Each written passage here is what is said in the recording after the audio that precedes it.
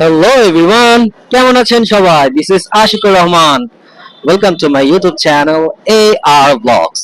So let's get started.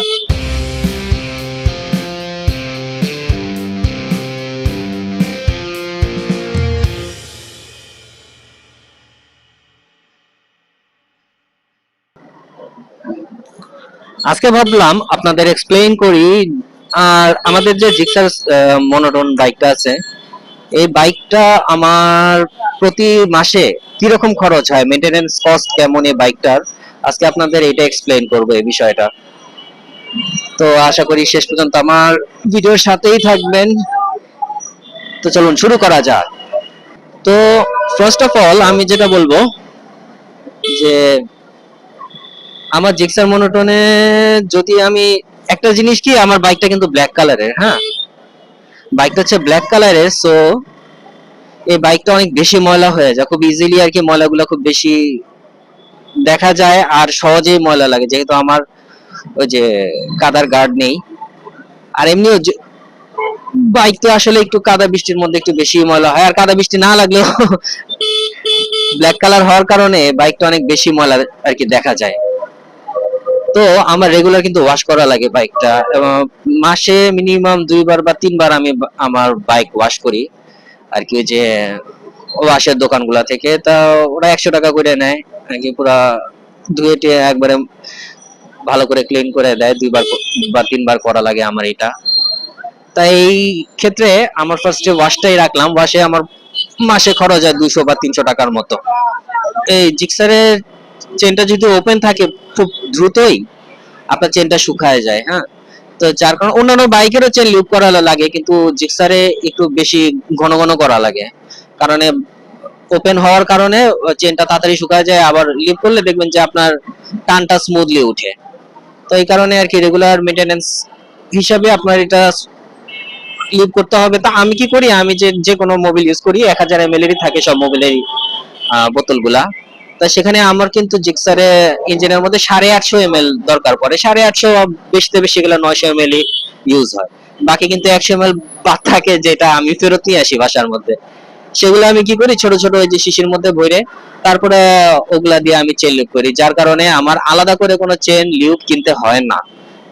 তো বাজারে কিন্তু অনেকগুলা চেন লুপ পাওয়া যায়, যেমন মটুলেরও চেন লুপ পাওয়া যায়, আর হচ্ছে আপনার ফ্ল্যামিঙ্গোর আছে 10W40 চেন লুপ গুলা, ওগুলা খুব ভালো চেন লুপ। ওগুলা দিয়ে আপনারা যদি চেনটা লুপ করেন তাহলে আপনার আর কি চেনের লংজিভিটিও ভালো থাকবে। এটা কিন্তু মোবিল দিয়েও খারাপ থাকবে না, মোবিল দিয়েও যে আপনার আপনার চেনে আপনি ভালো ফিডব্যাক পাবেন না এমন না। আপনি যদি মোবিল ইউজ করেন সেই ক্ষেত্রেও আপনি ভালো ফিডব্যাক পাবেন, যদি সেটা পোড়া মোবিল না হয়।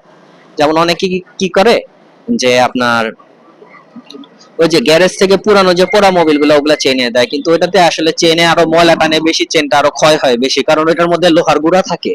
আপনার ইউজ করা মোবিলের মধ্যে অনেক ছোট ছোট লোহার কণা গুঁড়া থাকে, যেগুলো কিন্তু আস্তে আস্তে আপনার চেনটাকে আরো ইয়া করে দেয়, কি বলে এটা, চেনটাকে আরো ক্ষয় করে দেয়। তো নতুন মোবিল অথবা চেন লুব, যেগুলো ওই যে ফ্ল্যামিঙ্গো, ওগুলা কত 250-300 টাকা করে মটুলের গুলা হয়তো পাবেন, আর ফ্ল্যামিঙ্গো এরকম 300-350 ম্যাক্সিমাম, এর উপরে যাবে না। তাই একটা কিনলে কিন্তু আপনার 2-3 মাস, 2 মাস মিনিমাম যাবে। 2 মাস, বা আপনি যদি একটু বুঝে ইউজ করেন 3 মাস, তো একটু ঠিক মতো দিলে আর কি 2 মাস যাবে। তো ওইগুলা আপনার এই 250-300 আপনার ধরে রাখতে হবে।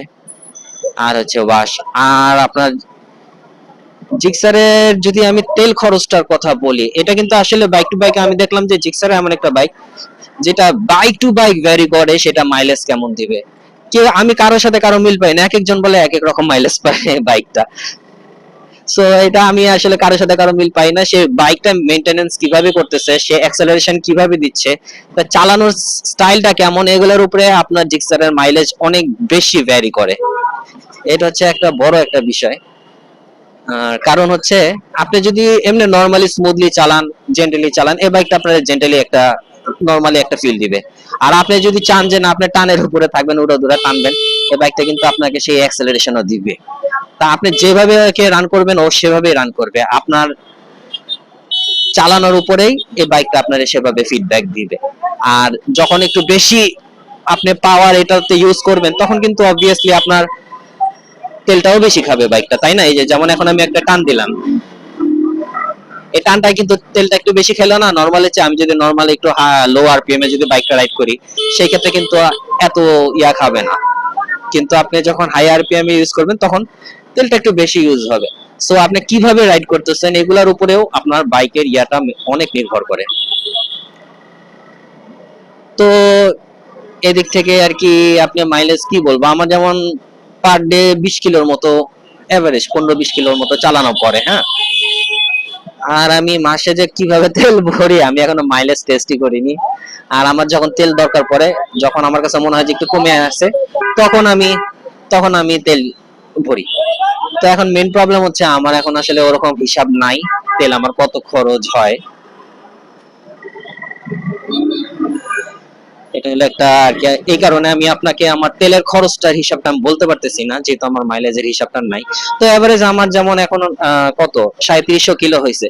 3700 কিলো আমি যদি 6-7 মাসও ধরি, আমার পার মান্থ আর কি ধরেন গড়ে এভারেজ 600, 600, 650 কিলো ম্যাক্স আমার চালানো পড়ে। তা এই পর্যন্ত যে কয় মাস হয়েছে আপনারা ওভাবে হিসাব করে নিতে পারেন কিরকম হয়েছে। আর মাইলেজটা আমি যেদিন টেস্ট করব সেদিন আপনাদের আমি জানাতে পারবো কিরকম মাইলেজ পাই। আর খরচের কথা কি থাকে আসলে বাইকে খুব, ও আচ্ছা মোবিল খরচ, হ্যাঁ মোবিলটা তো আসলে যেমন এখন আমি দেখাই আপনাকে, আমি লাস্ট মোবিল যে ভরছিলাম, এই যে আমি লাস্ট মোবিল ভরছিলাম সেখান থেকে যে 666 কিলো হয়ে গেছে। আমার মনে হয় না আমি 3 বার মোবিল চেঞ্জ করছি, হ্যাঁ। তো 3 বার মোবিল চেঞ্জ করার পর এই ফোর্থ টাইম আমার 667 কিলো, নাকি না থার্ড টাইম, থার্ড টাইম বা ফোর্থ টাইম আমার খেয়াল নেই, থার্ড টাইমই মনে হয়। যাই হোক আর কি 667 কিলো চলতেছে। তা আমার এবারের প্ল্যান হলো, যেহেতু আমি অলরেডি কয়েকবার চেঞ্জ করে ফেলছি, সেই ক্ষেত্রে এবার 1000 কিলো হইলে আমি চেঞ্জ করব। ওই ফ্ল্যামিঙ্গোর একটা ইঞ্জিন ফ্ল্যাশ কিনে রাখছি, তো ওই ইঞ্জিন ফ্ল্যাশটা আর কি ইউজ করব আর কি, ইঞ্জিনটা ক্লিন করতে একবার। এবার 1000 কিলো শেষ হলে তারপরে হচ্ছে আমি সেমি সিনথেটিক ফার্স্ট টাইম দিব, হ্যাঁ। এরপরের বার আমার প্ল্যান হচ্ছে আমি সেমি সিনথেটিক যে ইঞ্জিন অয়েল আছে মোটুলের বা যেটারই হোক, আমি একটু আরেকটু জাজ করে তারপরে কিনবো, যেটা বেটার হয় সেটা কিনবো। কিনে তারপরে আপনাদের সাথে ইনশাল্লাহ শেয়ার করব আমি কিভাবে ওটার কিভাবে কি হলো, ইঞ্জিন ফ্ল্যাশটা কিভাবে চেঞ্জ করলাম, তারপরে পারফরমেন্স কেমন পাচ্ছি, এক্সেট্রা এক্সেট্রা, এগুলো সবই আপনাদের সাথে শেয়ার করব। আর যদি বাইকের খরচ বলি, যদি আপনার রাখার জায়গা না থাকে, যেমন আমার নিজের পার্সোনাল কোনো, আমাদের কোনো গ্যারেজ নাই, আমাদের বাসার নিচে কোনো গ্যারেজ নাই, তাই আমার অন্য একটা বাসার মধ্যে রাখতে হয়, যেখানে আমার মাসে গ্যারেজ ভাড়া পড়ে 1000। তাই এটা যদি আপনাদের নিজেদের রাখার জায়গা না থাকে, তাহলে বিভিন্ন এলাকা ভেবে ধরেন 600, 800, 1000 টাকা করে আপনার গ্যারেজ ভাড়া খরচ পড়ে। আর হচ্ছে আর কি বলবো, আর তেমন কোনো আসলে এগুলাই মেইন খরচ বাইকের। আর টুকিটাকি যেগুলো অনেক সময় অনেক কিছু রিপেয়ারের দরকার পড়ে, তবে আপনার যদি ফার্স্ট টাইম একটা বাইক কিনে, সেক্ষেত্রে কিন্তু আপনার রিপেয়ারিং অত দ্রুত আসবে না, অনেক পরে আসবে, যখন আপনার বছর খানেক বাইকটা রাইড হয়ে যাবে, তারপরে হচ্ছে আপনার বাইকের খরচগুলো আপনি আস্তে আস্তে ফেস করবেন। আমি যেমন এখনো কিন্তু আমার বাইকের পিছনে খুব বেশি যে আমার এটার পিছনে খরচ গেছে তা না। ওই যে সার্ভিসিং এর টাইমে, ও হ্যাঁ, আমি এক ব্রেক প্যাডটা চেঞ্জ করছিলাম, ওখানে মানে 700-800 টাকার মতো আমার বিল আসছিল সম্ভবত। কত আসছিল আমার এক্সাক্ট মনে নেই, আমি চেক করে আমি জানাই দিবনি। এরকমই হবে হয়তো। পিছনের ব্রেক শুটা আর কি চেঞ্জ করতে হয়েছিল, ওরা বলছিল যে এটা একটু একটু খারাপ হয়ে গেছে, তো এটা চেঞ্জ করে নিলে ভালো, তো আমি চেঞ্জ করে নিছিলাম। এরকম ছোটখাটো রিপেয়ার আসলে থাকবে। আর যেমন এই যে হেডলাইটটা যদি আপনি ধরেন, এটা তো একটা লাইন, আসলে একটা লাইন যদি আপনি কিছু খরচ করতে হয়, তাহলে ওগুলো তো করতেই হবে। ওগুলো তো আসলে আপনার রেগুলার মেইনটেনেন্স এর মধ্যে পড়ে না। কিছু কিছু জিনিস আপনি যদি কিছু পার্সোনাল কিছু এনহ্যান্স করতে চান বাইকের পারফরমেন্স এর জন্য, যেমন অনেকে আরসিবির আপনার ব্রেক লাগায়, বা আরসিবির আপনার কি বলবো অ্যাক্সেলারেশন ইয়াগুলো লাগায়। তো এগুলো লাগালে তো আপনার এক্সট্রা কিছু খরচ, যেগুলো আপনার পার্সোনাল, এগুলো আপনার বাইকের মেইনটেনেন্স কস্টের মধ্যে পড়বে না।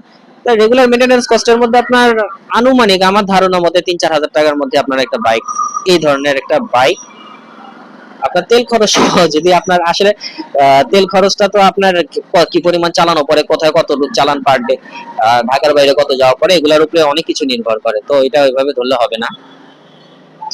তেলের খরচটা আপনার যা যা, এছাড়া আপনার মান্থে খুব বেশি যে খরচ আছে তা কিন্তু না। তো কত হতে পারে, হয়তো 2000 ম্যাক্সিমাম। এই হলো আপনার খরচ হয় এভারেজ, তাও সবসময় এত বেশি যাবেও না। তো এই ছিল আজকে আমার ভিডিও, আশা করি আমার ভিডিওটা ভালো লাগছে আপনাদের। যদি ভালো লেগে থাকে আমার ভিডিওটাতে একটা লাইক করে দিবেন, একটা কমেন্ট করে দিবেন, আর অবশ্যই আমার চ্যানেলটা সাবস্ক্রাইব করে দিবেন। তো সবাই ভালো থাকবেন, সুস্থ থাকবেন। আল্লাহ হাফিজ গাইজ।